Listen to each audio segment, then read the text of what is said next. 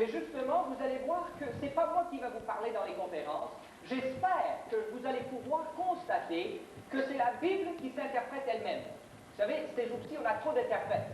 Il y a tout le monde qui est en train d'interpréter la Bible pour eux-mêmes, et on a toutes sortes d'idées farfelues qui sortent de cette manière-là. Mais de laisser la Bible s'expliquer elle-même, c'est la meilleure façon d'apprendre. D'ailleurs, pour finir, ce n'est pas moi qui vous enseigne, c'est la Bible qui vous enseigne. Mais tout ce que moi je vais faire, c'est faciliter la chose pour vous aider à retrouver les textes qui expliquent les autres textes qui sont peut-être un peu durs à comprendre sans l'éclaircissement des autres passages bibliques. Par exemple, regardez Apocalypse chapitre 13 et le verset 2. On va commencer avec le verset 1. Chapitre 13, verset 1, à la page 240 du Nouveau Testament, c'est-à-dire vers la fin de votre Bible. Alors, si vous avez tourné tout à fait à la fin, vous avez été trop loin. Ça devrait dire Apocalypse au haut de la page. Est-ce que vous voyez? Ça dit Apocalypse au haut de la page, ça devrait dire Apocalypse 13.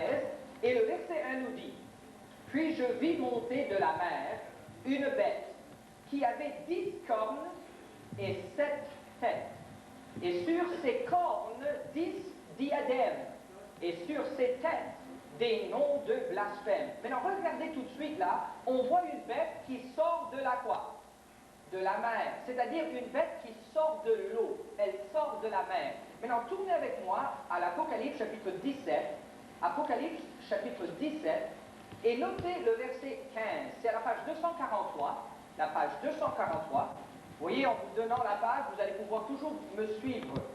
Et comme ça, ce n'est pas moi qui va vous apprendre quelque chose, vous allez apprendre vous-même en regardant les textes bibliques. Apocalypse chapitre 17, le verset 15 nous dit: Et il me dit, les eaux, c'est-à-dire la mer, ici c'est les eaux, que tu as vues, sur lesquelles la prostituée est assise, ce sont des peuples, des foules, des nations et des langues.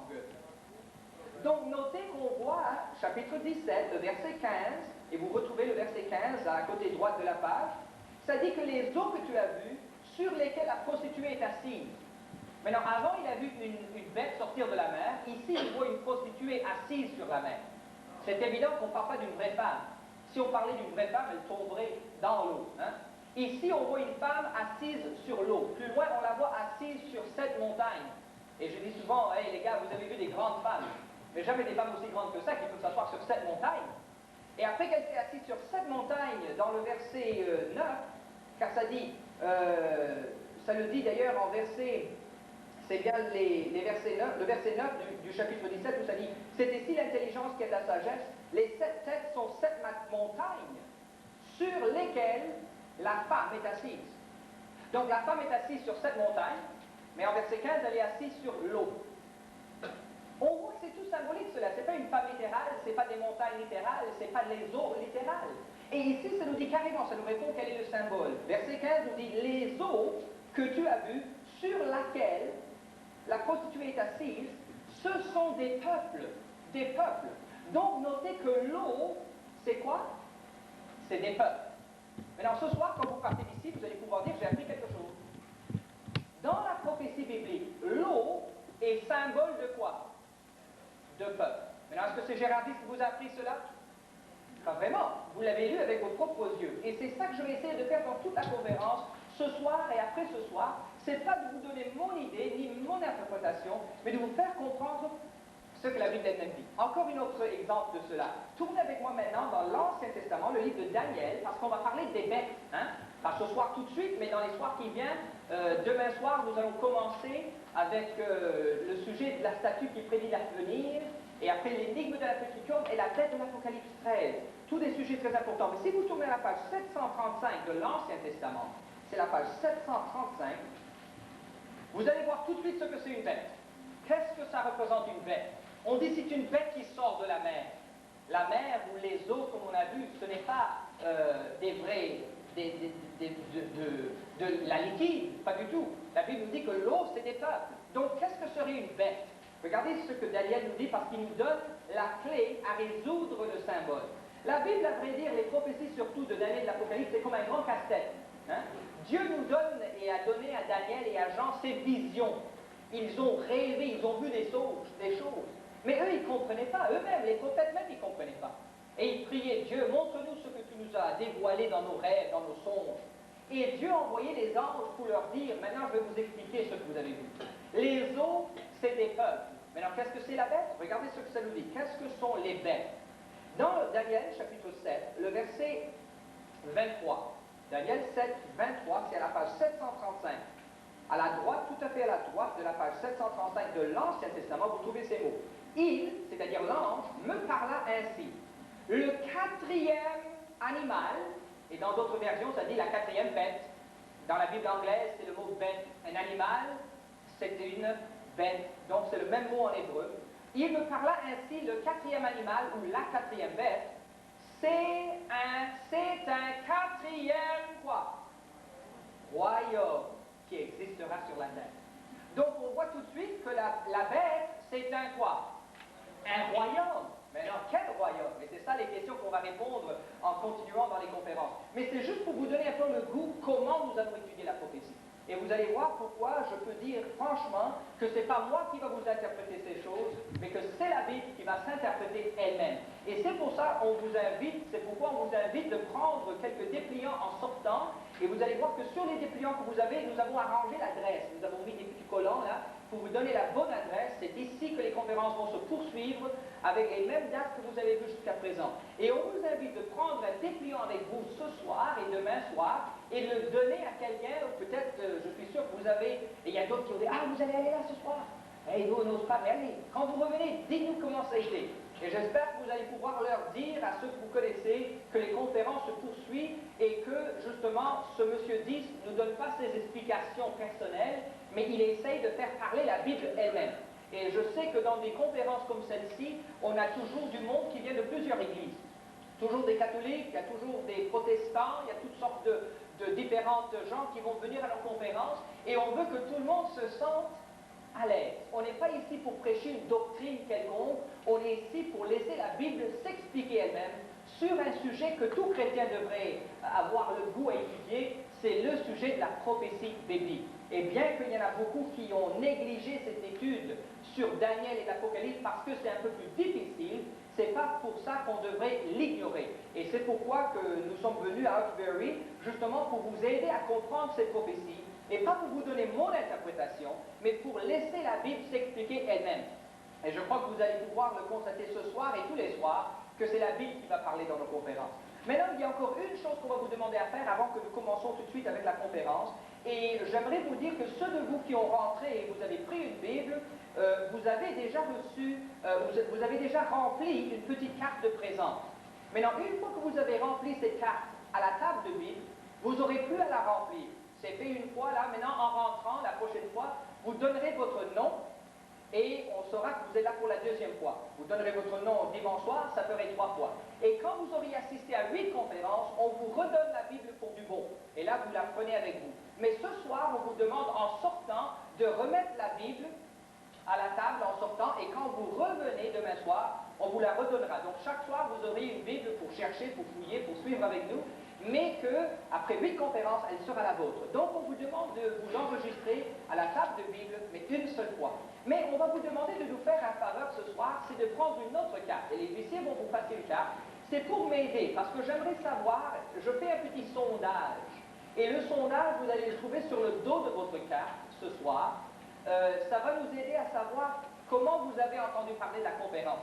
Parce que ça se peut qu'on voudra faire des publicités en plus cette semaine qui vient pour augmenter la foule. Mais vous savez, j'ai appris que la meilleure façon de faire monter la foule, c'est de parler à vos amis. Et justement, demain soir, on s'attend que le nombre va augmenter. Mais ça nous aide à savoir comment vous avez entendu parler de la conférence. Est-ce que vous avez reçu un dépliant dans le courrier? Et si vous avez reçu cela, sur le dos de la carte, vous pouvez marquer courrier. Vous allez voir, il y a toute une liste sur le dos de la carte. Après, si vous avez vu l'annonce sur la télévision, la câble 11, on va vous demander de mettre TV. Ça nous laissera savoir que vous avez vu la publicité sur la câble 11. On aimerait surtout savoir si vous avez entendu parler de ça sur la radio. Hein? Donc, si vous avez entendu l'annonce sur la radio, marquez radio, ça nous aide beaucoup parce que ça se peut que peut-être dans la semaine qui vient, on voudra mettre en plus de publicité sur la radio. Et on veut voir si ça donnait quelque chose. Aussi, si vous avez reçu, ou si vous avez vu les annonces dans les journaux, laissez-nous savoir quel journal. Hein? Donc, si vous avez vu ça, journal, dans les journaux, laissez-nous savoir le journal. Il y en avait plusieurs, 2 ou 3, l'Express, etc. Alors, si vous avez vu dans le journal ou quel journal, mettez-nous. Et après ça, vous allez voir que dans les soirs qui viennent, il y en a beaucoup qui vont dire invitation, parce que c'est justement une personne qui parle à une autre et qui les invite à venir. Alors, on vous demande de remplir cette carte. Et après que vous les avez remplis, les huissiers vont les ramasser. Maintenant aussi, j'aimerais vous dire qu'en sortant, ils peuvent donner leur carte en sortant, hein, Raymond? Alors en sortant, vous allez remettre la carte et les dames vont vous remettre un résumé de la conférence ce soir. Hein? Alors quand vous remettez votre carte en sortant, on va vous remettre un résumé. Et tous les soirs, il y a un résumé. Des fois, il y a des résumés de 3-4 pages que vous allez voir. Et comme ça, vous allez pouvoir avoir quand même quelque chose en main pour faire une revue de ce que vous avez entendu. Et on vous encourage surtout d'aller vérifier dans vos Bibles chez vous. Vous savez, on se sert de cette Bible parce qu'on a pu les avoir en quantité. C'est une très belle Bible. C'est la Bible Louis II qui est très respectée. Mais allez chercher dans la Bible Jérusalem ou dans n'importe quelle Bible que vous voulez. Beaucoup de fois, il y en a plusieurs qui ont fait exactement ça. Ils ont vu que les Bibles, c'est la Bible. Que ce soit une Bible protestante, catholique, la Bible, c'est la Bible. Et je suis heureux au moins qu'en ça, on a une base égale, que tous les chrétiens suivent la parole de Dieu, la Bible. Alors, c'est pour ça qu'on veut vous donner une Bible après 8 conférences, mais après que vous avez rempli la carte, remettez le crayon dans sa place et donnez-la en sortant et on va vous donner un résumé. Alors, qu'est-ce qu'il y a d'autre à dire? Je crois que j'ai tout raconté là, et ce que nous allons essayer de faire tous les soirs, c'est de faire un chant. Le chant que nous allons vous chanter ce soir, ou le cantique, c'est un chant que nous avons écrit. On a pris l'air d'une chanson qu'on chante souvent en anglais, parce que je fais des conférences comme ça en anglais. Je devrais vous dire peut-être que je suis américain. Et je suis immigrant au Canada maintenant, mais je suis né à New York. Ma mère est française, et c'est là où j'ai appris le français, mais je dois dire que beaucoup de mon français, je l'ai appris au Québec. On a fait une conférence, ça fait presque 4 ans de ça, à Montréal. Et c'était une très grande conférence. Et depuis, on fait les petites villes de Québec. On vient de quitter Moncton. Et nous voilà à Hawkesbury. On était à Ottawa à un moment donné. Ça fait 2 ans de ça. Peut-être certains ont vu sur la télévision. On nous avait fait justement passer à l'antenne des informations à 6h30 un soir sur Radio-Québec. Je sais qu'il y en a certains qui m'ont dit « Ah oui, c'est vous qui étiez là-dessus ». Et justement, on aime beaucoup prêcher en français, mais quand on a commencé à faire nos conférences en français, ce qu'on a trouvé assez embêtant, c'est qu'on n'avait pas des chants. Alors on a pris certains chants qu'on chantait en anglais, on a pris les airs, et on a écrit ou traduit des chansons en français. Et celle-ci que vous allez entendre, c'est une chanson que ma femme et moi, on a écrite justement pour nos conférences. Écoutez bien les paroles, parce que je pense que ça va vous parler un peu de ce que nous allons apprendre dans les conférences, dans les soirs suivants.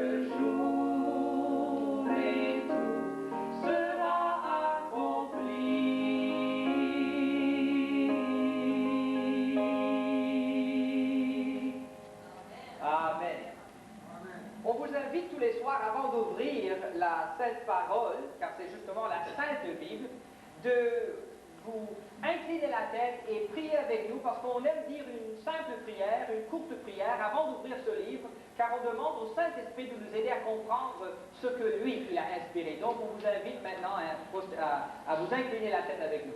Seigneur, notre Dieu, on te remercie pour le privilège de pouvoir nous rassembler ensemble pour étudier tes prophéties. Seigneur, fais surtout que ton Saint-Esprit, celui qui a inspiré ces paroles, puisse être avec nous ce soir pour nous aider à les comprendre. Aide-nous, Seigneur, à te voir, à t'entendre et à savoir que tu es au milieu de nous parce que nous cherchons dans ta parole. Au nom de Jésus, ton Fils, nous prions. Amen. Si vous avez votre Bible, tournez ce soir avec moi à la page, c'est la page 225 du Nouveau Testament. Donc, vers la fin de la Bible, la page 225, et c'est justement l'épître de Pierre, second Pierre. C'est la page 225 du Nouveau Testament. Alors, au haut de la page, vous devrez trouver le mot second Pierre, de Pierre, et c'est le chapitre 1, le verset 19. Et ça dit, « Et nous tenons pour d'autant plus certaine la parole prophétique, à laquelle vous faites bien de prêter attention, comme une lampe qui brille dans un lieu obscur, jusqu'à ce que le jour vienne apparaître et que l'étoile du matin se lève dans vos cœurs. » Donc, second Pierre, chapitre 1, le verset 19, vers la bas de la page, à la gauche de la page 225, nous dit que la parole prophétique est certaine. D'ailleurs, il dit, elle est plus certaine de la voix qui a été entendue du ciel. Parce que si vous lisez le contexte, et je devrais toujours dire, n'importe quel verset que vous citez, n'importe quel texte, sans son contexte, est un prétexte. C'est vrai. Et c'est sûr qu'on aimerait prendre le temps à lire tout le chapitre chaque fois qu'on allait chercher un verset. Mais si on ferait ça, on n'arriverait jamais à sortir avant minuit du matin et plus tard. Donc c'est vrai qu'il faudra que j'aille ici, un peu là, chercher un verset ici et un verset là. Et vous allez voir que la Bible nous dit c'est comme ça que nous allons comprendre la parole. Mais j'aimerais vous inviter, quand vous auriez le temps, vous allez recevoir un résumé en sortant, d'aller vérifier le contexte des textes que je cite. Et vous allez voir que le contexte s'appuie au sens que nous cherchons dans la conférence. Ici, justement, Pierre vient de nous parler de la voix que lui et que Jean, et qu'il y avait Pierre, Jean et Jacques qui étaient sur la montagne quand Jésus a été transfiguré devant eux, et quand ils ont entendu la voix du ciel qui a dit « Voilà mon Fils bien-aimé, mon Fils unique ». Mais justement, Pierre, il nous dit ici qu'ils ont une parole encore plus certaine que la voix qu'ils ont entendue du ciel, c'est la parole prophétique. Pourquoi est-ce que Pierre nous dit ça? Parce que Pierre sait que dans les derniers jours, il y aura toutes sortes de voix qui nous parlera. Justement, la Bible nous dit de faire attention aux voix qui nous parlent, parce que, comme vous le savez, il y a un Dieu, mais la Bible nous dit carrément qu'il y a un ennemi. Et il y en a beaucoup qui ne veulent pas y croire, et c'est pourquoi ils se sentent tellement confus avec toutes les explications qui se trouvent dans le monde au sujet de la religion. C'est sûr que toutes les religions ne sont pas aussi bonnes les uns que les autres. Et d'ailleurs, la Bible nous dit qu'il y a une religion, même plusieurs, qui sont inspirées non de la parole de Dieu, ni de l'Esprit divin, mais justement de l'ennemi. Et c'est pour ça que Pierre nous dit, nous avons une parole plus certaine, c'est cette parole prophétique. Et il va plus loin, il nous dit qu'on fait bien de prêter attention à cette parole. Donc, je vous dis tout de suite, vous pouvez vous féliciter d'avoir venu à la conférence ce soir, parce que Pierre vous dit, vous faites bien de prêter attention à la parole prophétique. Et ça dit justement en verset 20, sachant tout d'abord, et c'est pour ça que je vais lire ce verset ce soir, parce qu'avant de faire quoi que ce soit, avant d'aller plus loin dans les prophéties, ça dit, sachant tout d'abord vous-même qu'aucune prophétie de l'Écriture ne peut être un objet d'interprétation particulière. Donc c'est bien clair que mon interprétation, votre interprétation, l'interprétation de qui que ce soit vaut absolument rien. Car la Bible nous dit que la prophétie ne peut pas être l'objet d'une interprétation particulière. Et il nous dit pourquoi. Il dit car ce n'est pas par une volonté d'homme, au singulier, qu'une prophétie a jamais été apportée. Mais c'est poussé par le Saint-Esprit que des hommes, pluriels, ont parlé de la part de Dieu. Donc je trouve ça très intéressant parce que ça nous dit tout de suite que la prophétie ne peut pas s'interpréter par un seul homme, Un homme ne peut pas interpréter la prophétie, car elle n'a jamais été donnée par un seul homme. Mais elle a été donnée à plusieurs hommes à travers l'inspiration du quoi? Saint-Esprit. Donc, comment est-ce que nous allons la comprendre, la parole de Dieu? C'est de cette même façon. Comment est-ce que nous allons comprendre les prophéties bibliques? Vous allez pouvoir le constater, car c'est la même façon que Jésus s'est servi pour expliquer les prophéties, la même façon que l'apôtre Paul a expliqué les prophéties. Tournez avec moi dans un texte qui se trouve à 500, à la page 500 de l'Ancien Testament, 578 de l'Ancien Testament, c'est Ésaïe, le prophète Ésaïe. C'est la page 578. La page 578. L'apôtre Pierre nous dit souvent que nous, comme les enfants, devrions désirer le lait de la parole, désirer l'enseignement de la parole. Et ici, en Ésaïe, chapitre 28, c'est la page 578, notez ce que ça nous dit au verset 9.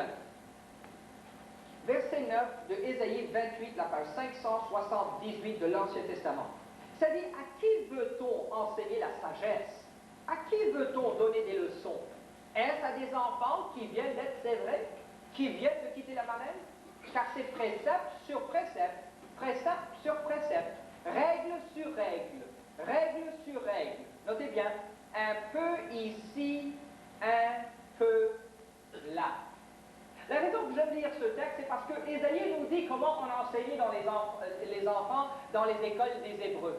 Comment est-ce qu'on enseignait les enfants? On les enseignait règle sur règle, un peu ici, un peu là. Vous savez, même aujourd'hui dans nos écoles, on fait la même chose. Quand l'enfant vient à l'école, on ne fait pas toute la journée la mathématique, on ne fait pas toute la journée l'étude sur la science, ni toute la journée la lecture, mais on fait un peu de lecture, on fait un peu de mathématiques, on fait un peu de ceci, un peu de là. Et justement, on tourne dans nos livres. Et Dieu nous dit que tant que chrétiens, il nous a donné un livre d'études. Et comment est-ce que nous allons apprendre? Comment est-ce que nous allons étudier? Pas simplement en lisant et d'inventer notre interprétation particulière, mais justement de comparer ce que ces hommes, les hommes inspirés du Saint-Esprit, ont dit. Et vous allez voir que c'est comme ça que Jésus a étudié. Tournez avec moi maintenant à Luc 24, c'est la page 84 du Nouveau Testament. 84. C'est Saint Luc. Et notez ici ce que ça nous dit. Et vous allez voir que quand Jésus voulait expliquer un sujet quelconque, il n'allait pas simplement lire ce qu'un écrivain a dit, ou ce qu'un prophète a dit, mais il cherchait dans tous les Écritures. Notez comment c'est bien expliqué. Luc 24, et nous allons commencer avec le verset 27. C'est la page 84. Luc 24, la page 84 du Nouveau Testament, à peu près le milieu de la page au côté droit. Ça dit, et commençant par Moïse et par tous les prophètes, il leur expliqua dans combien d'Écritures? Toutes les Écritures, ce qui le concernait. Maintenant, ce que j'aimerais que vous saisissiez dans ce texte, c'est que Jésus, quand il a voulu expliquer à les disciples le fait de la résurrection, le fait de sa résurrection, il n'a pas simplement été à un prophète. Il aurait pu faire ça, tourner simplement à David et leur montrer un texte dans les psaumes. Mais justement, ça nous dit qu'il a commencé avec Moïse, c'est-à-dire les livres de Moïse, Genèse, Exode, Lévitique, Nombre et Deutéronome. Et ensuite, ça dit par tous les prophètes, donc Ésaïe, Ézéchiel, Jérémie, tous les prophètes. Et plus loin, il dit, et dans toutes les Écritures, il a expliqué ce qui le concernait. Alors vous voyez bien cette conférence que Jésus-Christ a fait le jour de la résurrection. Il leur a fait tourner dans leur Bible, amen. Ça allait d'ici à là, ça allait ici, là, ça allait un peu ici, un peu là. Et Jésus savait retrouver les versets bibliques sur le même sujet, qui s'appuyaient les uns sur les autres. Et quand il avait fini de mettre tous ces versets ensemble, c'était clair comme une goutte d'eau. Et c'est de la même façon que nous allons comprendre les prophéties. Car vous allez voir que pour comprendre l'Apocalypse, il faut comprendre Daniel. Et pour comprendre le livre de Daniel, il faut comprendre des prophéties de Jérémie. D'ailleurs, vous allez voir que dans Daniel 9, Daniel, il avait besoin lui-même d'aller étudier le livre de Jérémie pour pouvoir comprendre les prophéties que lui, il avait reçues. Il ne comprenait rien jusqu'au moment qu'il a été étudié Jérémie. Et en étudiant Jérémie, il le dit d'ailleurs dans Daniel chapitre 9, les premiers versets, il dit « Moi, Daniel, j'ai été cherché dans les livres de Jérémie, et là j'ai compris que mon peuple serait en captivité pour 70 ans. » Alors justement, pour comprendre les prophéties de l'Apocalypse, il faut avoir un background, comme on dit en anglais. Il faut savoir ce qui est l'arrière-plan. D'ailleurs, je vais vous dire quelque chose, que dans le livre de l'Apocalypse, on trouve 476 versets. 476 versets. Mais de ces 476 versets, 278 de ces versets viennent de l'Ancien Testament. Donc c'est fort. C'est-à-dire que plus de la moitié des versets que nous trouvons dans l'Apocalypse viennent de l'Ancien Testament. Et ils sont ou des citations exactes, ou des citations plus ou moins données d'une manière assez ouverte. Mais ce qu'on peut constater, c'est que dans le livre de l'Apocalypse, plus de moitié de ce livre se retrouve dans l'Ancien Testament. Et c'est pourquoi on ne peut pas comprendre les prophéties simplement en allant à un témoin. Car la Bible nous dit dans la bouche de 2 ou de 3 témoins, toutes choses seront quoi? Établies. Et c'est pourquoi, quand nous étudions n'importe quel sujet de la prophétie, il faut pouvoir retrouver sur ce que tous les écrivains ont parlé à ce sujet. C'est pour ça que plus tard, quand nous allons étudier la bête et l'antéchrist, nous n'allons pas simplement regarder ce que Daniel a dit, ni simplement ce que Jean a dit, ni simplement ce que Paul a dit, mais nous allons retrouver ce que tous les écrivains, tous les prophètes ont dit à ces sujets. Et ça, vous allez le trouver très intéressant parce que ça va nous mettre au clair sur beaucoup de choses. Maintenant, tournez avec moi à la page 80 du Nouveau Testament et commençons le sujet des signes des temps. Car encore, vous allez voir que si nous voulons savoir quels sont les signes de notre temps, il faudra aller un peu ici, un peu là. Il n'y a pas un verset, frères et sœurs, il n'y a pas un texte, chers auditeurs, qui nous explique où nous en sommes dans la prophétie. Il n'y a pas un chapitre exactement donné qui va vous donner tous ces signes. Mais si vous voulez retrouver la preuve que nous vivons à la fin des temps, si vous voulez une preuve que nous vivons à l'achèvement, comme nous avons chanté, il faut aller un peu ici, un peu là, retrouver les signes qui nous a été donné dans tous les évangiles et par tous les prophètes. Alors nous allons prendre 3 catégories de signes ce soir. 3 catégories de signes. Numéro 1, la perversité de l'homme. Car vous allez voir que la Bible nous donne des signes qui nous parlent de la perversité de l'homme au temps de la fin et que ça serait une preuve que nous sommes arrivés à la fin de l'histoire. Numéro 2, les découvertes scientifiques. Il y a des découvertes scientifiques qui ont été faites dès nos jours, qui ont été prédits, expliqués dans l'Ancien Testament par des prophètes qui vivaient 2000 ans avant que tout ça s'est passé.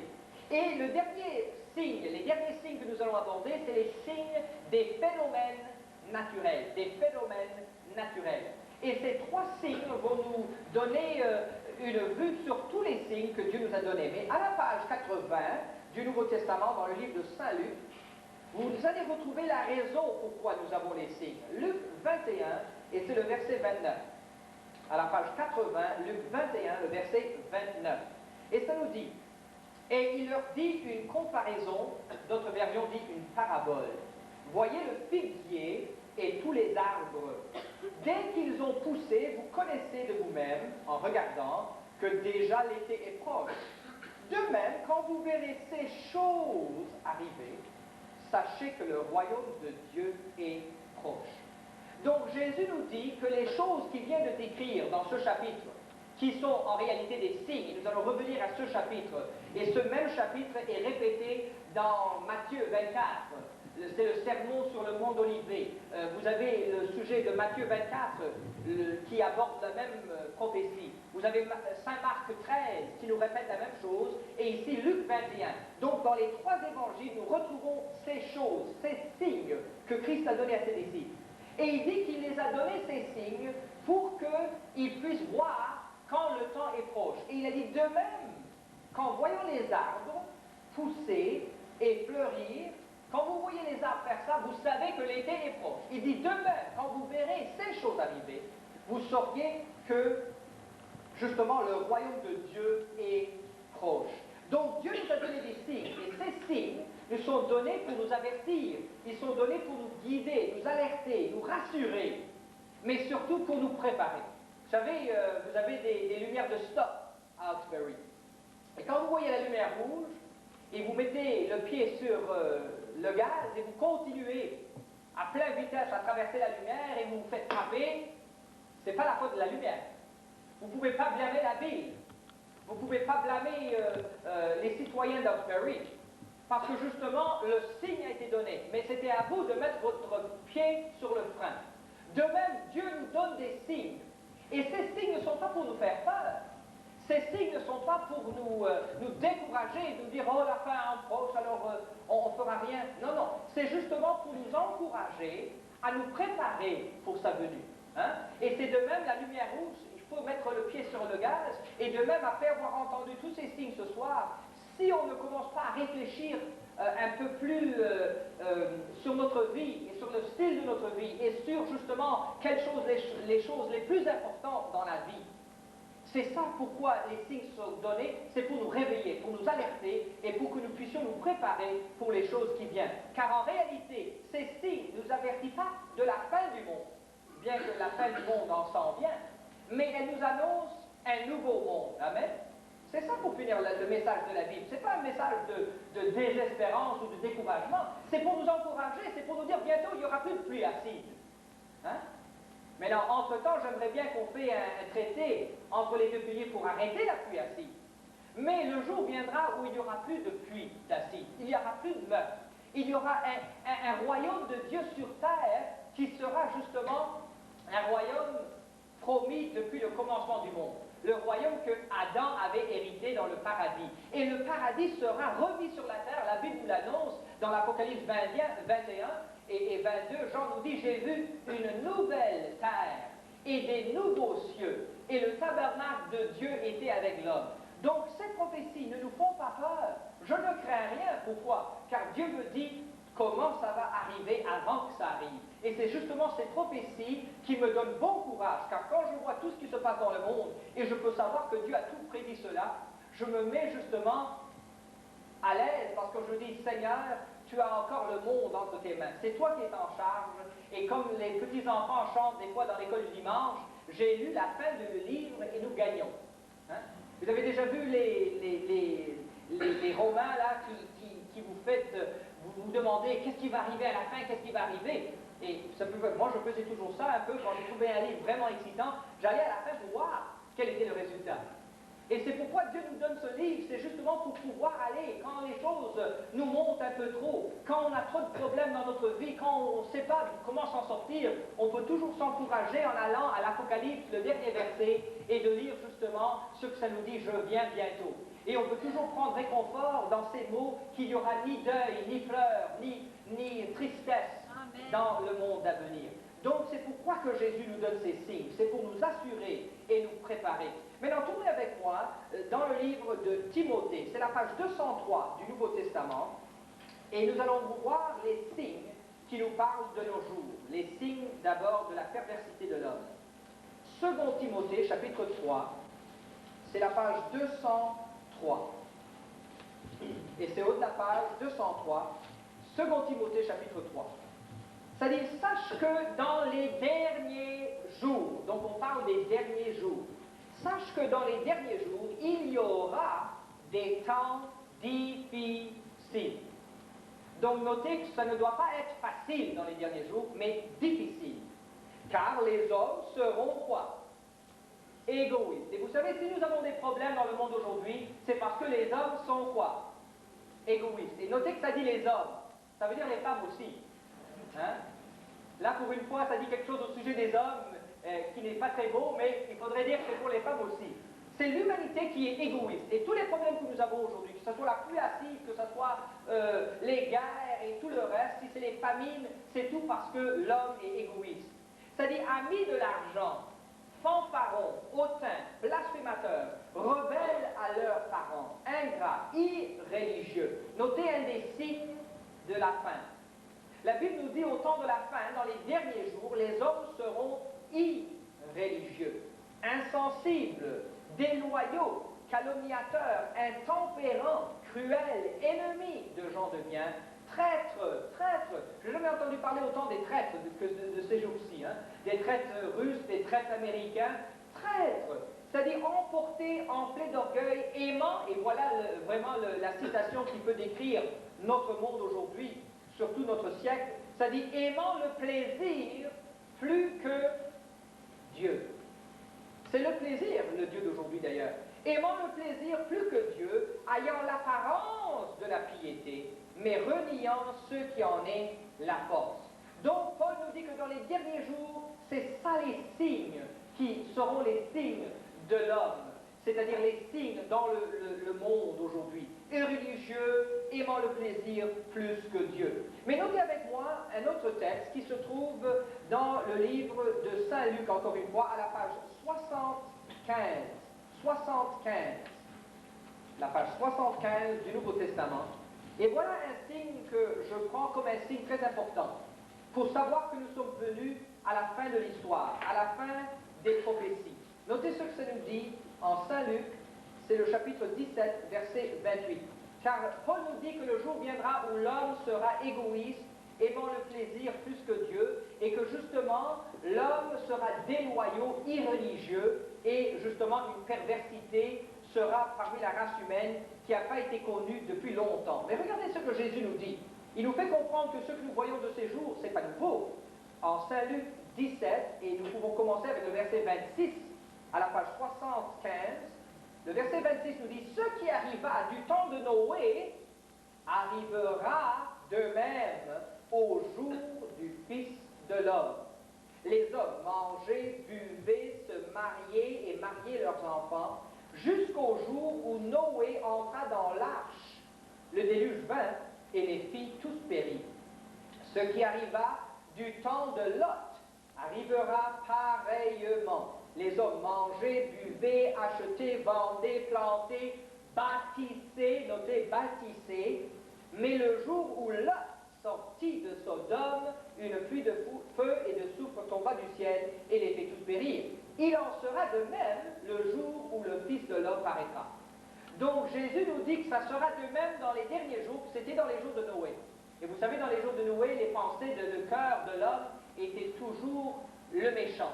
Et la Bible nous dit que dans les jours de Noé, il y avait des mariages, il y avait toutes sortes de choses qui se faisaient, le monde continuait. Ça nous dit que dans les jours de Lot, il bâtissait, il plantait, il achetait. Et justement, nous sommes dans les jours où tout le monde est en train de construire, on est en train d'acheter, on est en train de vendre, on est en train de se marier, etc. Tout cela se fait. Mais notez un signe. Le même jour que Lot sortit de Sodome. Le même jour que Lot sortit de Sodome. Vous savez, dans les jours de Noé, il y avait toutes sortes de péchés. Justement, on voit que la perversité sexuelle était dans les jours de Noé, c'est bien écrit en Genèse, et que dans les jours de Lot, il y avait encore cette perversité sexuelle qui se trouvait dans le monde. On avait des villes de Sodome et de Gomorrhe qui étaient reconnues pour leur perversité. De même qu'aujourd'hui, nous avons les villes de San Francisco, hein, et de New York, et on peut dire aujourd'hui Vancouver, hein, et presque Montréal, certains quartiers, c'est sûr. Mais ce que je veux dire par là, c'est que nous voyons que nous sommes arrivés à la même chose. Aujourd'hui, comme dans les jours de Lot, l'homosexualité est au grand jour. Vous savez, pendant plusieurs siècles, depuis que le christianisme était entré dans le monde, bien sûr, avant le christianisme, rappelez-vous que l'homosexualité était très acceptée parmi les Grecs et parmi les païens. Mais quand le christianisme s'est planté dans l'Europe et dans le restant du monde, ça a été, comme disent les Américains, dans la closette, hein, dans l'armoire, c'était caché. Hein. Il y a toujours eu ces péchés-là, mais c'était toujours en cachette. Mais aujourd'hui, c'est au grand jour. Et Jésus nous dit que ça sera un signe. Il a dit, comme c'était dans les jours de Lot, ça sera pareillement au temps de la fin. Et dans les jours de Lot, ils n'avaient pas honte de se montrer perverses dans ces sens-là. Et justement, aujourd'hui, nous voyons ce même signe. Donc, c'est un signe très important à comprendre. D'ailleurs, regardez avec moi Luc 18. C'est à la page 76. Vous n'avez qu'à tourner la page. Et dans Luc, chapitre 18, regardez le verset 8. Ça dit, « Je vous le dis, il leur fera promptement justice, mais quand le Fils de l'homme viendra, trouvera-t-il la foi sur la terre? Paul nous dit qu'un des signes des derniers temps sera que le monde sera irréligieux. Et Jésus nous demande la question, quand le Fils de l'homme reviendra, est-ce qu'il trouvera de la foi sur la terre? Donc il nous fait comprendre, est-ce qu'il y aura de la foi ici-bas? Est-ce qu'il y aura de la foi au dernier jour? Ça n'a pas l'air. Justement, il nous fait comprendre qu'au temps de la fin, la Bible nous fait comprendre que la foi sera peu. Pourquoi? Parce que l'homme aura cru toutes sortes de mensonges, toutes sortes de bêtises. Et Pierre nous fait comprendre quelles sont ces bêtises-là. Tournez avec moi à la page 226. 226. Donc, notez que l'athéisme n'est pas un signe que Dieu n'avait pas déjà prévu. La page 226 du Nouveau Testament, c'est 2 Pierre, chapitre 3. 2 Pierre, chapitre 3. 2 Pierre, chapitre 3, le verset 3. Et notez que ça nous dit, sachant avant tout que dans les derniers jours, c'est au bas de la page 226, chapitre 3, verset 3, sachant avant tout que dans les derniers jours, il viendra des moqueurs avec leur raillerie, marchant selon leur propre convoitise, et disant, où est la promesse de son avènement? Car depuis que les pères sont morts, tout demeure comme dès le commencement de la création. Donc, Pierre nous fait comprendre que dans les derniers jours, il y aura des moqueurs qui ne croiront pas dans le retour du Christ, comme il y en avait qui moquaient dans les jours de Noé. Ils disaient, il n'y aura pas un déluge, ça n'arrivera pas. Noé est en train de bâtir ce grand bateau, on le prenait pour un fou, hein? Un vrai farfelu, là, en train de bâtir ce gros bateau, il n'y avait même pas un lac à côté, même pas une rivière dans les environs. Et là, il avait un bateau immense. Donc, la Bible nous fait comprendre que dans les derniers jours, il y aura des moqueurs. Le monde sera irréligieux. Il y aura manque de foi sur la terre. Et ici, il nous fait comprendre, justement, en verset 5, qu'il y a une chose qu'ils veulent ignorer. Notez qu'ils veulent ignorer cela. En effet, que des cieux existèrent autrefois par la parole de Dieu, de même qu'une terre tirée de l'eau et formée au moyen de l'eau, et que par ces choses le monde alors périt, submergé par l'eau. Donc Pierre nous fait comprendre que dans les derniers jours, il y aura des moqueurs, et qu'ils diront « toutes choses demeurent comme dès le commencement de la création ». C'est cette idée justement que la Bible nous appelle, ou que les scientifiques nous appellent l'actualisme. C'est la théorie sur quoi est basé tout le fondement évolutionnaire. Et vous savez, aujourd'hui, dans le monde évolutionniste, ils sont en train de repenser toute leur affaire. Parce qu'il y a toutes sortes de choses qui maintenant leur font douter un peu exactement la thèse qu'ils ont crue pendant plusieurs années. Parce qu'on a retrouvé, je peux vous dire, en 1952, un poisson qui devait être éteint depuis 90 millions d'années. Mais on l'a pêché en Brésil. On a retrouvé justement en 1952, on a dragué une mollusque, qui était une mollusque qu'on disait était éteinte depuis 280 millions d'années. Et ça arrive assez souvent de retrouver des choses que les savants disaient étaient éteintes depuis des millions d'années. Et c'est sûr que ça leur dérange un peu. Vous savez, maintenant, même les évolutionnistes sont en train de dire qu'il y a dû avoir un cataclysme. Il remet ça dans le lointain passé. Il dit qu'il y avait quelque chose qui s'est passé, ou des météores, ou quelque chose qui a fait justement que tous les dinosaures sont morts d'un coup sec. Donc, il commence à croire maintenant que peut-être il y avait quelque chose de mondial, un cataclysme mondial qui a fait que le monde a changé.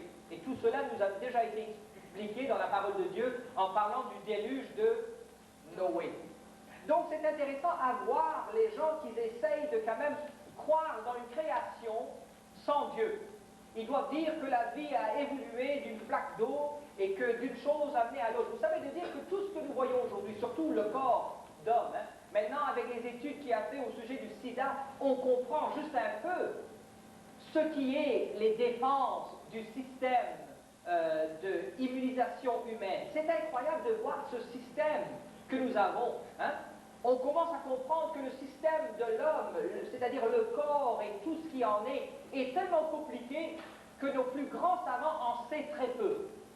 Maintenant, de dire que tout ça est arrivé par chance, frère ami, c'est comme dire qu'une Cadillac est sortie d'un junkyard après un ouragan.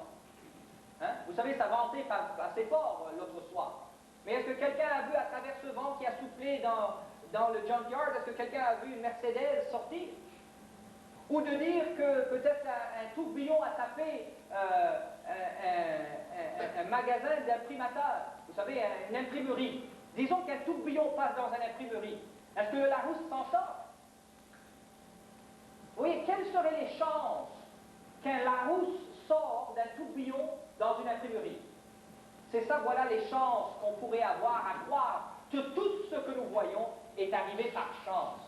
Tout le monde doit admettre que derrière tout plan, il doit avoir un architecte.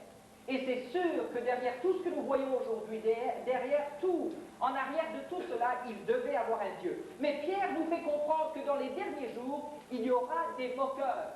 Il y aura des gens qui voudront ignorer le fait du déluge et qui voudront ignorer le fait de la création. Paul nous dit que le monde sera irréligieux. Paul nous dit que le monde sera sans foi. Donc, on ne doit pas s'étonner avec tous ces signes de perversité de l'homme. Mais regardez, même dans le domaine économique, c'est la page 220 du Nouveau Testament.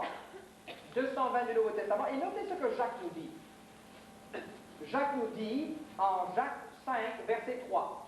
Jacques 5, verset 3. Encore un signe de la perversité de l'homme. Ça nous dit ici, votre or, Jacques 5, verset 3, haut de la page, 220. Oui, c'est 220. Ça dit Pierre en haut, mais c'est bien Jacques. C'est parce que Pierre commence au bas de la page, alors ça nous confond un peu. Moi, je crois qu'ils auraient dû mettre Jacques et Pierre. Mais si vous voyez le chapitre 5, c'est quand même Jacques. Et bien que ça dit Pierre, c'est Jacques, parce que Pierre commence au bas de la page. Donc c'est la page 220 du Nouveau Testament, chapitre 5, le verset 3, ça dit « Votre or et votre argent sont rouillés. » Notez bien que Dieu dit que dans les derniers jours, notre or et notre argent seront rouillés, et leur rouille s'élèvera en témoignage contre vous, et dévorera vos chairs comme un feu. Maintenant, notez bien, vous avez amassé des trésors dans les quoi? Derniers jours. Jacques nous dit qu'un des signes des derniers jours sera justement que les trésors seront amassés. Est-ce que vous savez qu'on a plus d'or aujourd'hui qu'il n'y a jamais existé dans le monde? On a été chercher l'or dans les mines, sous la terre, et on a rapporté tout cet or justement à la surface. Les diamants, l'argent, les minéraux précieux, les pierres précieuses, ils sont avec nous aujourd'hui. On a plus de millionnaires aujourd'hui qu'on n'a jamais eu. Et justement, avec tant de millionnaires, avec tant de richesses, on a toujours ce que Jésus a dit qu'on aura, des famines et des pestes et des gens qui meurent de faim. Alors regardez ce que Jacques dit. Il dit, vous avez amassé des trésors dans les derniers jours. Voici le salaire des ouvriers.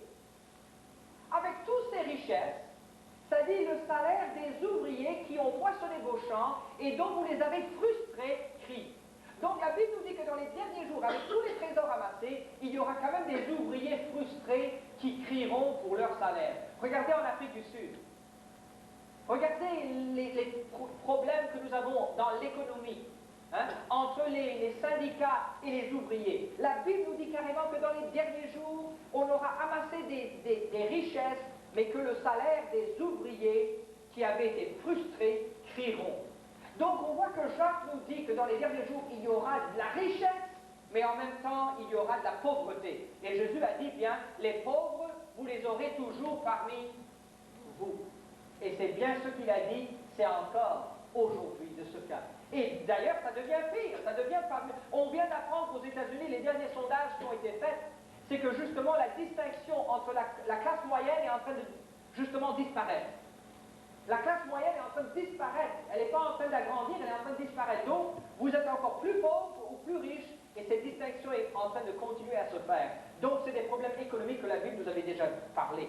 Mais maintenant, tournons à des signes encore plus intéressants, et peut-être un peu moins décourageants, c'est-à-dire les signes des découvertes scientifiques. Tournez avec moi dans le livre de Nahum.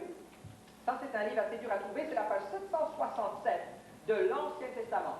Donc avant le livre de Matthieu, juste un peu avant le livre de Matthieu, vous allez trouver la page 767. 767.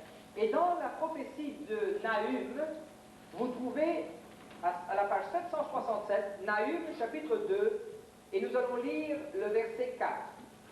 Nahum 2, verset 4. Notez bien ce que ça dit. Les boucliers de ces héros sont rouges. Les guerriers sont vêtus de pourpre.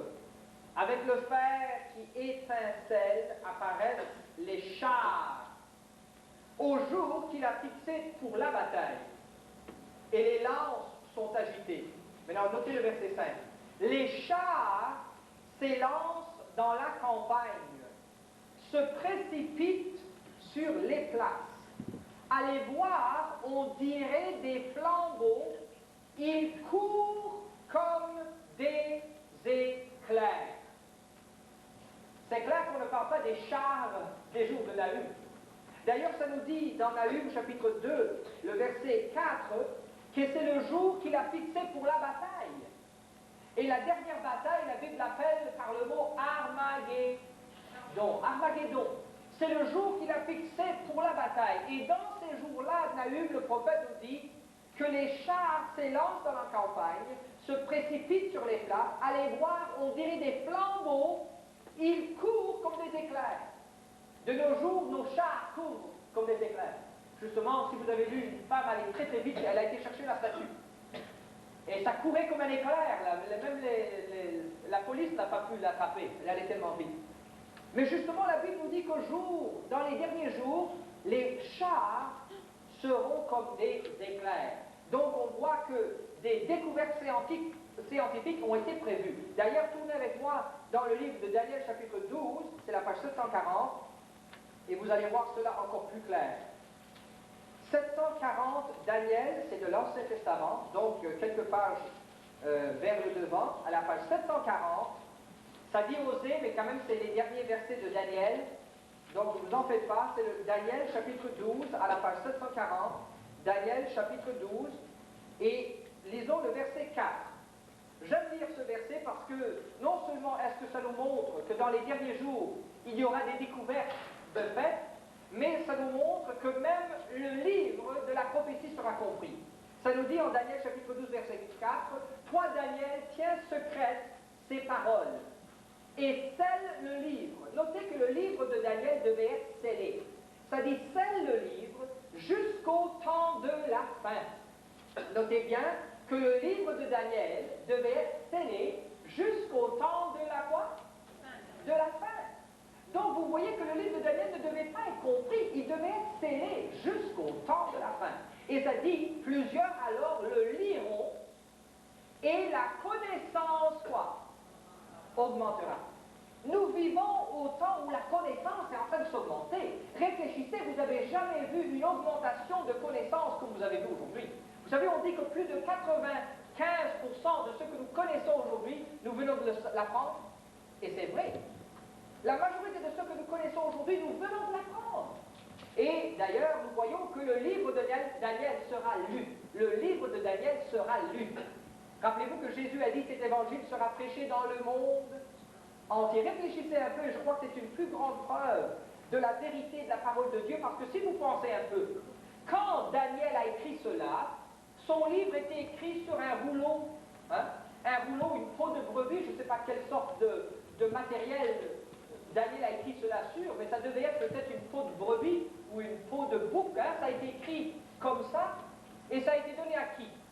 Un peuple juif qui était un peuple au moment en captivité en Babylone. Ce livre était restricté dans ce petit coin du monde inconnu, mais aujourd'hui où se trouve le livre de Daniel? Dans le monde entier, ce livre de Daniel se trouve. Quand Jésus a dit cet évangile sera prêché dans le monde entier, à qui est-ce qu'il avait confié cet évangile?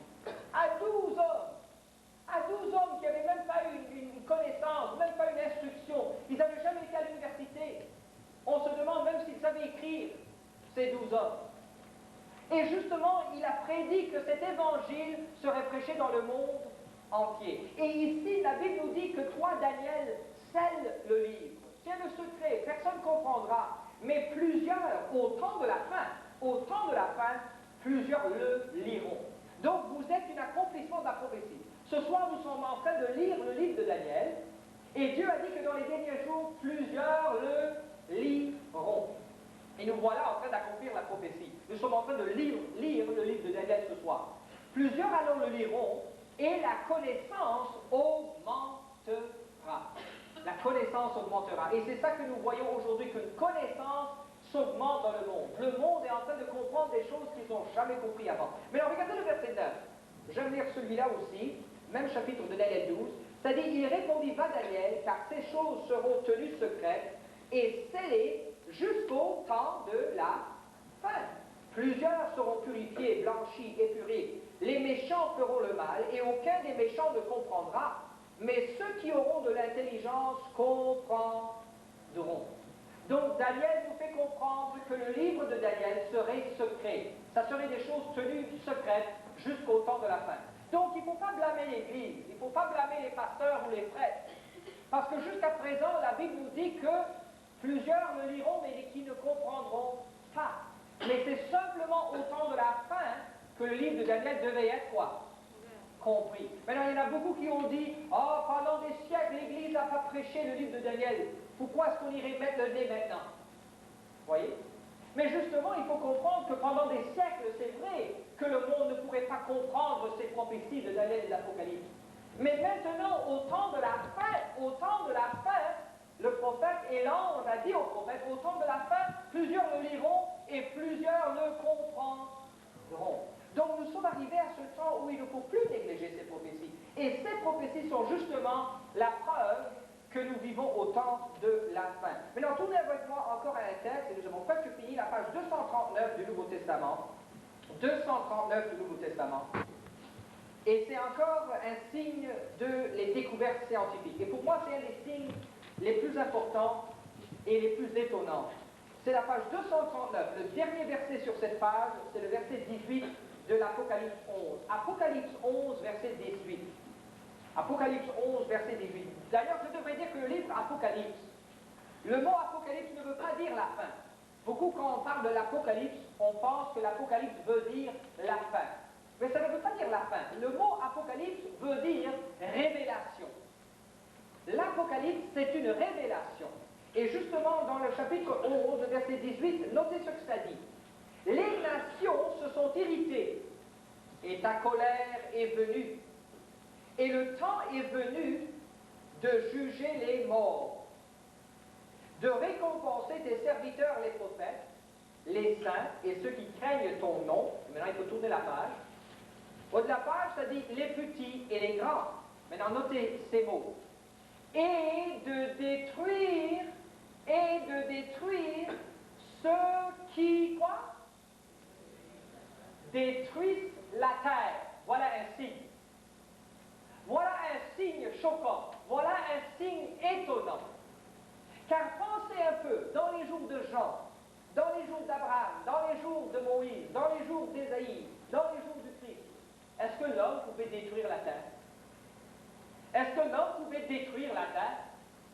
Dans ces jours-là, si on aurait parlé de l'humanité qui était en train de détruire la terre, on s'aurait tous mis à rire. Hein? On s'aurait tous mis à rire. Est-ce que vous voyez Abraham avec une hache en train de détruire la terre? C'est évident qu'on parle d'un temps qui sera le temps de la fin. La Bible nous dit que ça sera le temps où Dieu jugera les morts, où les nations seront irritées. Donc on parle d'irritation entre les nations. On parle d'un temps de la fin, et ça dit que Dieu, il faudra que Dieu détruise ceux qui sont en train de détruire la terre. Et aujourd'hui, avec la pluie acide, avec la pollution, avec tout ce que nous savons, avec les bombes atomiques, avec les fusils nucléaires, avec tout ce qui se passe dans le monde, on sait qu'aujourd'hui, ce texte n'est plus un texte pour faire rire. C'est un texte qui nous parle directement de ce que nous voyons dans nos journaux aujourd'hui. L'homme est en train de détruire la terre. Et Jean l'a écrit, ça fait plus de 2000 ans, près de 2000 ans il a écrit ça. Il a écrit ça dans l'année à peu près 100 notre ère. Donc ça fait plus de 1900 ans que cela a été écrit.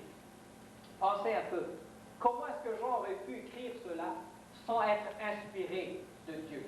Et Dieu nous fait comprendre qu'au temps de la fin, il y aura la capacité, l'homme aura la capacité, la capacité à détruire même la terre. Donc c'est un signe très important. Maintenant, les derniers signes sont les des phénomènes naturels. Tournez avec moi dans le livre de Matthieu, et c'est la page 25. Et ici, dans le chapitre de Matthieu 25, nous avons la dernière prophétie du Christ qu'il a donnée lui-même pour nous montrer que la fin s'en venait. Maintenant, c'est très intéressant ces signes qui se trouvent en Matthieu 24, parce que vous allez noter que Jésus a donné des indices tout le long des siècles pour montrer que son événement venait.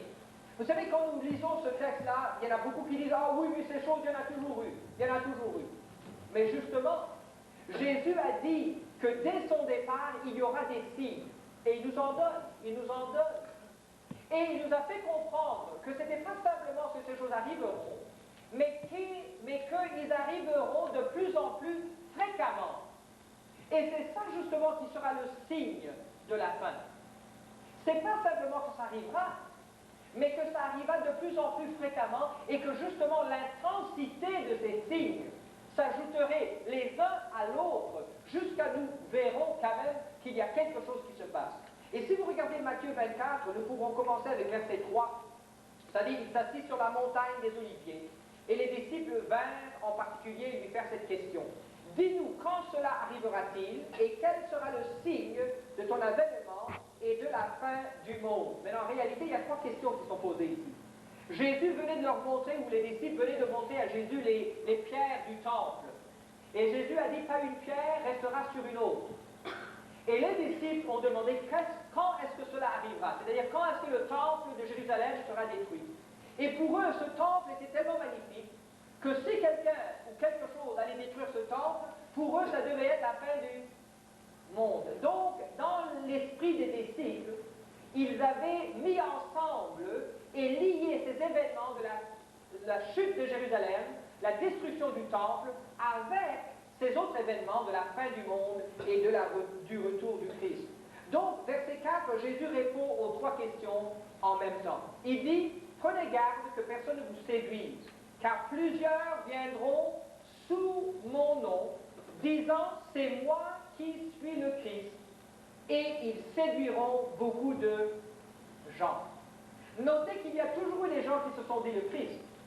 Et dans le temps, qu'est-ce qu'on faisait avec ces gens-là? On leur emmenait dans la maison des fous.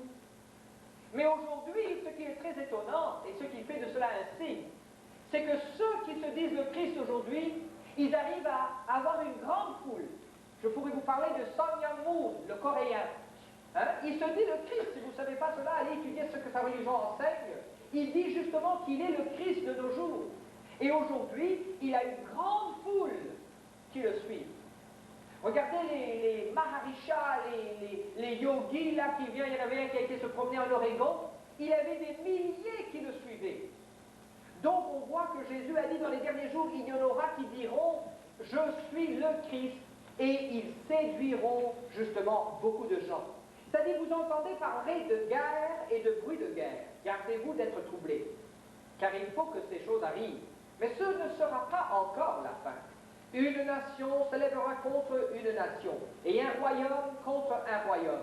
Il y aura en divers lieux, et c'est ça encore le signe, il y aura en divers lieux des famines, des tremblements de terre, et justement en Luc 21:11, et on va le lire dans quelques secondes, on ajoute le mot « et des pestes ». Donc ici, vous ne trouvez pas le mot « peste », mais en Luc, il est ajouté. Donc Jésus a dit pas simplement qu'il y aura des famines et des tremblements de terre, mais aussi des pestes. Et je vais vous le montrer en Luc 21, où ça dit carrément il y aura des pestes. Maintenant, aujourd'hui, des famines, en divers lieux, on les voit. En Inde, des famines. En Pakistan, des famines. En Afghanistan, des famines. En Afrique, des famines. Des famines en divers lieux. Et je vais vous dire quelque chose, que si on n'avait pas autant de graines en place, en storage, comme on dit, si on n'avait pas tout ça, je vais vous dire qu'on aurait eu des famines ici au Canada et aux États-Unis cette année.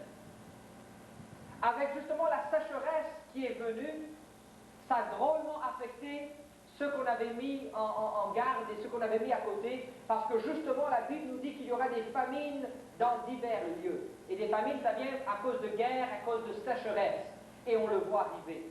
C'est-à-dire qu'il y aura des famines, il y aura des tremblements de terre. Je viens d'entendre qu'il y avait un autre tremblement de terre. Où est-ce que c'était sur la radio? On vient d'entendre. Je ne me rappelle pas. Mais il y a des tremblements de terre que vous les entendez tout le temps sur les nouvelles. Et le fait, c'est qu'il vient dans divers lieux. Mais vous savez, des tremblements de terre en Californie, des tremblements de terre en Japon, là, ça ne m'étonne pas trop. Mais quand on me parle, il y avait 2 ans de ça, des tremblements de terre dans l'Ohio et dans le coin de New York, ça me fait réfléchir. Parce que justement, j'ai une tante qui a un restaurant à Manhattan, et quand il y avait ce tremblement de terre, elle a senti justement le tremblement. Jusqu'à New York, ils ont senti le tremblement. C'est incroyable de croire que des tremblements de terre se feraient ressentir dans ces lieux qui sont des lieux où justement on ne penserait pas avoir des tremblements. Et justement dans le Cleveland, c'est ça qui a été drôlement affecté, ça fait quelques années de ça. Mais Jésus a dit des tremblements de terre, des famines et des pestes. Mais non, vous savez, dans les années 70, on dirait qu'il n'y avait plus de peste. Les médecins avaient tout guéri, ces pestes-là. Mais aujourd'hui, nous avons le sida, que le monde accepte maintenant, le monde médical accepte que c'est une quoi? Une peste. Ils le disent d'ailleurs, Newsweek Magazine en grand lettres. La peste. Hein? La peste du sida. Et nous avons toutes sortes d'autres maladies vénérielles, hein? Des maladies sexuelles transmises qui sont justement des pestes. Vous avez l'herpes, hein? Et toutes sortes de choses. C'est des pestes. Vous savez que dans les jours de Néron, Néron avait dit qu'on n'avait plus le droit de s'embrasser. Parce que justement, c'était tellement, la maladie de herpes était tellement répartie dans le monde romain. Et la Bible nous dit que dans les derniers jours, il y aura des pestes. Et la majorité de ces pestes, même dans l'Europe, hein, a été transmise sexuellement. Et allez vous renseigner, la majorité des pestes qui ont été dans le monde ont commencé avec des choses sexuelles et après c'est parti, que ce soit à travers le sang avec des puces, comme étaient les fléaux et les pestes du Moyen-Âge, mais souvent ces pestes ont été transmises sexuellement. Il y a des pestes qu'on n'avait même pas, vous savez, dans l'Amérique du Sud, avant que Colomb est venu là, il y avait une population incroyable. Mais quand les Européens ont arrivé en Amérique, là tout d'un coup, la population de l'Amérique a été dévastée. Vous savez pourquoi? À cause de pestes qu'eux, ils ont emmenées d'Europe en Amérique. Et on voit justement que Christ a dit qu'il y aura des pestes. Maintenant, vous allez dire, oh oui, mais frère, il y a toujours eu des pestes. Oui, il y a toujours eu des pestes. Mais justement, quand dès nos jours, où avec toute notre compréhension médicale, avec toute notre connaissance scientifique, on les voit encore, c'est un signe. C'est un signe. Et c'est pas seulement ce signe, mais c'est quand vous ajoutez ce signe à tous les autres que c'est impossible à ne pas voir où nous en sommes. Maintenant, regardez le verset un peu plus loin, le verset 11.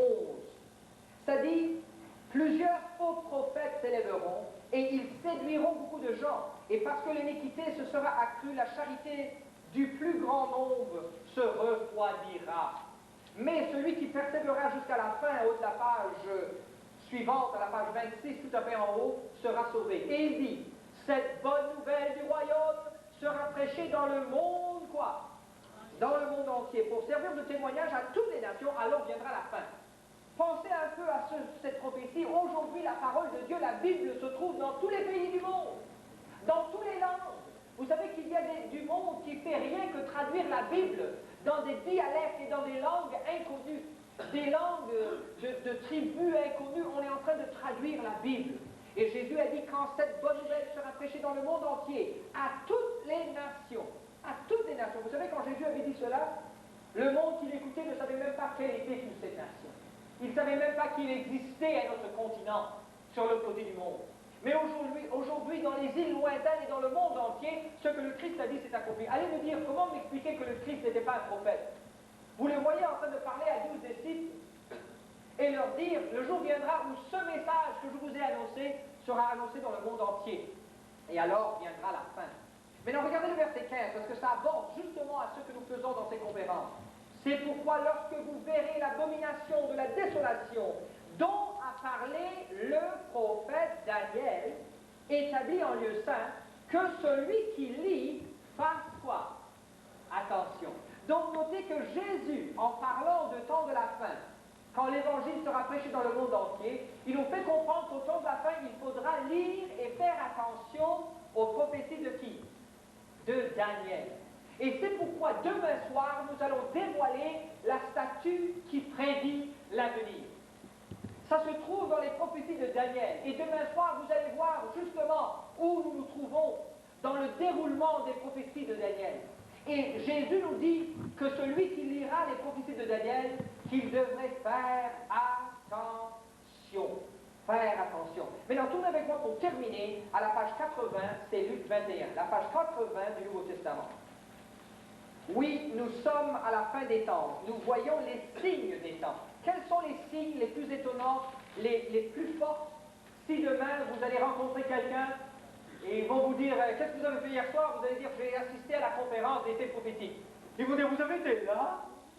Et vous allez dire « Oui, j'ai été là. » Et Pierre vous dit que je fais bien de prêter attention à la parole prophétique. Alors ils vont vous dire « Qu'est-ce qu'il vous a appris ?» Vous allez dire « Il ne nous a rien appris, il nous a fait lire dans la Bible des choses qu'on n'avait pas lues jusqu'à présent, des signes qui nous parlent de nos jours, et que la Bible avait prédit nos jours. » Alors là, oui, comme quoi? Vous allez pouvoir leur donner des signes. Un des signes les plus choquants, c'est justement Apocalypse 11, 18. Vous pouvez leur montrer que au temps de la fin, il faudra que Dieu détruise ceux qui détruisent la terre. Donc vous allez pouvoir leur faire comprendre que Dieu avait prédit qu'au temps de la fin, l'homme pourrait détruire la terre. C'est un signe qui ne pourront pas se moquer d'eux. C'est un signe qui ne pourra pas expliquer. Il faudra qu'ils acceptent ce signe comme un signe surnaturel donné par un Dieu surnaturel à un prophète qui avait justement compris ce que Dieu lui avait dit. D'ailleurs, en plus, vous pourrez lui parler justement de la perversité de l'homme que nous voyons aujourd'hui. Un signe qui est très clair et très fort dans la parole de Dieu, c'est justement que l'homosexualité sera hors et au grand jour. Hors de l'armoire et au grand jour. Et donc c'est un signe, car Dieu a dit, comme c'était dans les jours de Lot, ça sera comme nos jours. Et quand vous parlez des villes de San Francisco, je ne vais pas aller plus loin, j'ai qu'à dire San Francisco, et vous savez toujours tout de suite de quoi je parle. Donc c'est de même comme on parle de Sodome et de Gomorrhe. On voit un deuxième signe très fort. On pourrait parler de l'augmentation de la connaissance et de nos inventions. Aujourd'hui, l'augmentation de la connaissance, c'est encore un signe très fort. Mais notez ici en Luc 21, le verset 11, ça dit justement, il y aura de grands tremblements de terre. C'est la page 60, pardon, ça c'est la page 79, c'est la page 79. C'est Luc 21, le verset 11. Je voulais vous lire ce texte ici. C'est Luc 21, 11, à la page 79, ça dit « Il y aura de grands tremblements de terre en divers lieux, des pestes et des famines. Il y aura des phénomènes terribles et de grands signes dans le quoi? Ciel. » Notez que Jésus dit qu'il y aura des tremblements de terre, des pestes et des famines, et des phénomènes terribles et des signes dans le quoi? Le ciel. Donc ces phénomènes terribles et ces signes doivent se trouver dans le ciel. Est-ce que vous avez entendu parler de ces phénomènes qui se font dans le ciel? Ces signes qui se font dans le ciel? Je vais vous en parler de quelques-uns. La manque d'ozone. Vous avez entendu parler? Moi, ça fait, ma femme peut vous dire, ça fait plus de 7 ans que j'avais entendu sur les nouvelles aux États-Unis ce que la Société des environnements nous disait à cette époque-là, que justement à cause des vapeurs et des gaz et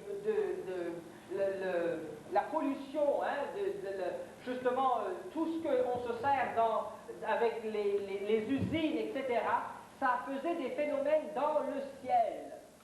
Et il disait déjà qu'il y avait deux choses qui allaient arriver.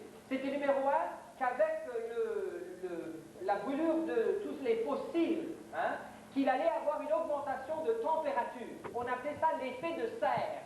L'effet de serre.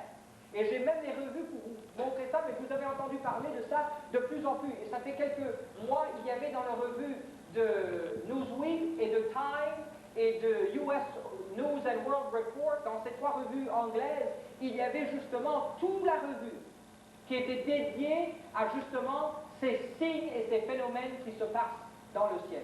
L'effet de serre, c'est justement que la température est en train de se lever. Et justement, c'est à cause de la pollution et justement toute l'énergie qu'on brûle à travers les fossiles, le charbon, l'huile, etc. Et que justement, la chaleur ne s'échappe pas de la terre comme elle s'échappait au temps passé. Donc, il y a une augmentation de quelques degrés. Quelqu'un va dire, quelques degrés, ça ne change rien. Ah, mais ça change beaucoup parce que justement, l'eau qui se trouve au pôle Nord et au pôle Sud sont en train de se fondre. Et dans cet article, ça nous prédit justement que dans le temps à venir, même avant l'année 2000, que des villes qui sont des villes comme New York et des villes comme en Floride, hein, les villes qui se trouvent près de l'eau, ils seraient submergés. Déjà, je peux vous dire que moi, je viens de l'île Long Island, New York. Et on avait le Fire Island, vous savez, dans certains coins, Fire Island, il n'est presque plus. L'eau, maintenant, elle passe l'hiver, l'eau, elle passe l'île de feu, comme on l'appelle, complètement. Et justement, j'ai vu moi-même avec mes propres yeux l'île disparaître dans l'eau. Et on dit justement que ça va continuer parce que cette chaleur fait fondre les eaux. Et Jésus a dit justement, et vous allez voir dans ce texte, un peu plus loin, si vous lisez un peu plus loin dans Luc 21, ça nous parle justement de ça. Ça dit, il y aura des grands phénomènes, verset 11, terribles et des signes dans le ciel. Et justement, ça va plus loin, verset 12, ça dit, mais avant tout cela, on mettra les mains sur vous et on vous persécutera. Maintenant, notez ce que ça dit en verset 25 du même chapitre. Ça dit, il y aura des signes dans le soleil, dans la lune et dans les étoiles. Sur la terre, il y aura de l'angoisse chez les nations qui ne sauront que faire au bruit de la mer et des flots. Donc Jésus nous dit que ces signes et ces phénomènes dans le ciel auront à faire avec la mer et les flots. Donc vous voyez, tout ce que la Bible nous dit se confirme avec ce que nous lisons.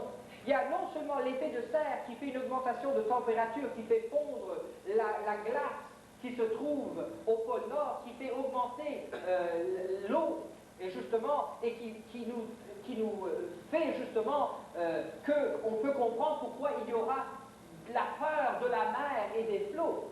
Mais de plus, on doit aller plus loin parce qu'en parlant de la manque d'ozone, on peut comprendre pourquoi la Bible nous dit justement qu'il y aura toutes sortes de pestes, toutes sortes de fléaux. Et rappelez-vous que dans l'Apocalypse, on parle justement des 7 derniers fléaux. Un de ces fléaux, c'est que le soleil frappera les hommes. Et ils seront brûlés du soleil. Je ne sais pas si vous l'avez aperçu jusqu'à présent, mais le soleil frappe plus dur qu'il frappait au temps passé. Moi, je sais parce que j'ai habité toujours près de la plage, près de la mer, à New York. Et on allait, moi quand j'étais jeune, et même jusqu'à 10 ans de ça, 5 ans de ça, on allait se promener, on ne mettait jamais de la lotion de soleil. Hein, on ne portait pas ça, nous. Hey, on était ça. Aujourd'hui, tu vas sans ça pour quelques heures et tu es brûlé. Brûlé complètement. Aujourd'hui, tout le monde est en train de se couvrir avec la crème qui va jusqu'au numéro 25, 28, 29. Pourquoi? Parce qu'on a appris justement que le soleil est en train de lancer ses rayons ultraviolets aujourd'hui plus fort que jamais parce qu'il y a un manque d'ozone. Et justement, c'est nous qui l'avons causé. Donc, vous savez, beaucoup de gens disent, ah oui, c'est Dieu qui va les envoyer. C'est sûr que Dieu les permet. Mes frères et sœurs, je pense que la majorité de ces fléaux, c'est nous qui vont les causer. Avec toutes nos inventions et tout notre produit chimique, etc., que nous avons dans le monde. Donc, regardez bien que ça dit, il y aura des signes dans le soleil, dans la lune et dans les étoiles. Et sur la terre, il y aura de l'angoisse chez les nations. Et pour finir, ça dit justement, en verset 26, les hommes rendant l'âme de terreur dans l'attente de ce qui surviendra pour la terre. Car les puissances des cieux seront ébranlées. Alors on verra le Fils de l'homme venant sur une nuée avec puissance et une grande gloire. Quand ces choses commenceront à arriver, redressez-vous et levez vos têtes, parce que votre délivrance, quoi, s'approche. Donc on voit tout de suite que selon la Bible, tous ces signes ne devraient pas nous faire peur. Tous ces signes ne sont pas donnés pour nous faire peur, non pas du tout. Ils sont donnés pour nous encourager. Et après avoir venu à cette conférence, après avoir compris que nous vivons au temps de la fin, on devrait pouvoir sortir et se lever la tête, et regarder les étoiles, et regarder un Dieu qui les a créées. Amen. Et on devrait vouloir étudier les prophéties. Car Jésus lui-même, il nous a dit que quand vous verrez ces choses, que celui qui lit le livre de Daniel, qu'il fait attention. Pourquoi? Parce qu'au temps de la fin, l'ange a dit, les sages comprendront. C'est qui les sages? C'est qui les sages? Est-ce que c'est ceux qui ont été à l'université, pas selon la Bible. Les sages, ce sont ceux qui ont mis leur foi en Christ. Amen. C'est eux les sages. Ceux qui étudient la parole de Dieu, ceux qui viennent entendre et écouter. Vous savez, il y en a beaucoup qui ne veulent même pas lire la Bible. C'est bien beau de faire comme les singes, se mettre les doigts dans les oreilles, de couvrir les yeux et de fermer la bouche. Mais justement, je peux vous dire que ceux qui ont étudié ce livre ont été convaincus qu'il a un auteur qui n'est pas naturel, mais qu'il est un Dieu surnaturel. Et qui nous a donné ce livre qu'on peut être sûr est un livre divin. Et la plus grande preuve que nous vivons au temps de la fin, je ne vous l'ai pas encore montré. Demain soir, nous allons dévoiler la statue qui prédit l'avenir. Mais justement, voilà le plus grand signe que nous vivons au temps de la fin. C'est la bête de l'Apocalypse 13. Car rappelez-vous que Jean a dit que cette bête viendra sur la scène de l'histoire et que cette bête, que la Bible nous dit, a 7 têtes, 10 cornes, avec 10 couronnes sur ses cornes, la Bible nous dit que cette bête va agir dans le domaine économique, dans le domaine politique et même dans le domaine religieux. Et nous vivons au temps où justement cette puissance, car nous avons vu qu'une bête, c'est un royaume. Et que la bête sort de la mer, c'est pas qu'une vraie bête va sortir de l'océan, pas du tout. C'est qu'une puissance va s'élever parmi les nations et qui va commencer justement à se mettre, à pousser et justement à se mettre en dessus et au-dessus de les économies, de la politique et justement même de la religion. Et nous allons parler de cette bête dans les conférences qui viennent, mais avant de pouvoir comprendre qui est cette bête et qui sont ces 10 cornes et qui sont ces 7 têtes, il faut comprendre la statue qui prédit l'avenir. Donc je vous donne le goût pour ceux que nous allons voir dans les soirs qui viennent. Je veux vous dire qu'on ne perd pas de temps. Ce soir, nous avons établi que nous sommes au temps de la fin. Donc si vous êtes d'accord que nous vivons au temps de la fin, vous devrez être convaincus que nous pouvons comprendre cette prophétie. Et c'est pour ça que je commence avec ça ce soir. Parce que si quelqu'un dit « Ah oui, mais nous ne sommes pas vraiment arrivés au temps de la fin », donc c'est même pas la peine d'aller plus loin. Parce que si nous ne sommes pas venus au temps de la fin, nous n'allons pas pouvoir comprendre cette prophétie. Mais si vous êtes d'accord que nous sommes arrivés au temps de la fin et nous le voyons à travers ces signes, donc on ne peut plus dire que ces prophéties sont incompréhensibles. On ne peut plus dire que ce n'est pas pour nous à comprendre cette prophétie. Puisque nous sommes arrivés au temps de la fin, il faut croire ce que l'ange a dit, qu'au temps de la fin, les sages comprendront. Et demain soir, vous allez comprendre. Vous allez voir ce que l'ancien prophète a vu. Vous allez entendre ce que l'ancien prophète a entendu. Et vous allez voir, comprendre ce que cela nous dit à nous dans ces derniers jours. Et avec ça, vous allez avoir une joie, une paix, une félicité, parce que vous savez où vous êtes. Vous savez, je voyage beaucoup. De conférence en conférence, on va ici, on va là. J'ai déjà été en Europe, j'ai fait des conférences en Australie, j'ai fait des conférences dans toutes les villes de l'Amérique du Nord. Pour maintenant, j'étais partout. Mais justement, j'ai appris une chose. Si je ne sais pas d'où je pars sur la carte, si je ne sais pas où je me trouve sur la carte ne m'aide pas du tout. Et c'est pourquoi nous voyons où nous sommes aujourd'hui dans la prophétie. Il faut voir le passé aussi bien que le présent pour pouvoir comprendre l'avenir. Si nous ne savons pas le passé, si nous ne savons pas où nous sommes, nous ne pouvons jamais nous retrouver dans la prophétie biblique. Et c'est pourquoi demain soir, avec la statue qui prédit l'avenir, et dimanche soir, l'énigme de la petite corne, qui va nous donner l'explication à comprendre qui est cette bête de l'Apocalypse mardi soir. Donc ne manquez pas un sujet, car chaque sujet, c'est comme justement une échelle. Nous montons un rang à la fois, et pour arriver au sommet, il ne faut pas manquer les rangs au milieu. Donc invitez quelqu'un à venir avec vous, et en terminant, nous allons vous demander encore une fois d'incliner la tête, mais rappelez-vous qu'en donnant la carte que vous avez remplie ce soir, donnez la carte en sortant, et ils vont vous donner un résumé avec tous les versets que vous avez entendus ce soir, et avec un résumé du sujet. Et tous les soirs, on aura un nouveau résumé, et en sortant aussi, redonnez votre Bible. Il y avait 2 annonces que j'ai oublié de faire, c'est qu'on a aussi une garderie pour les enfants.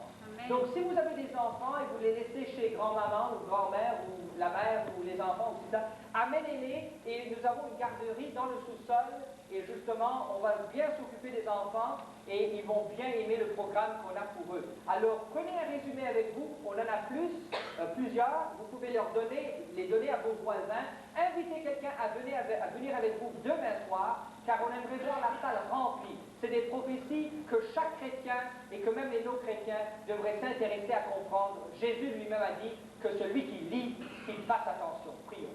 Seigneur, on te remercie encore pour le privilège de pouvoir lire les prophéties de Daniel et de l'Apocalypse et de savoir, Seigneur, que nous vivons au temps où ces prophéties peuvent être comprises. On te remercie, Seigneur, que bien que le livre de Daniel avait été scellé et tenu secret, que tu as dit qu'au temps de la fin, les sages comprendront. Aide-nous, Seigneur, à faire attention aux signes et de comprendre que nous vivons au temps de la fin et que c'est maintenant le jour de se préparer pour savoir ce qui s'en vient et d'être sûr que nous sommes prêts à te recevoir. C'est notre désir. Au nom du Christ, nous prions. Amen.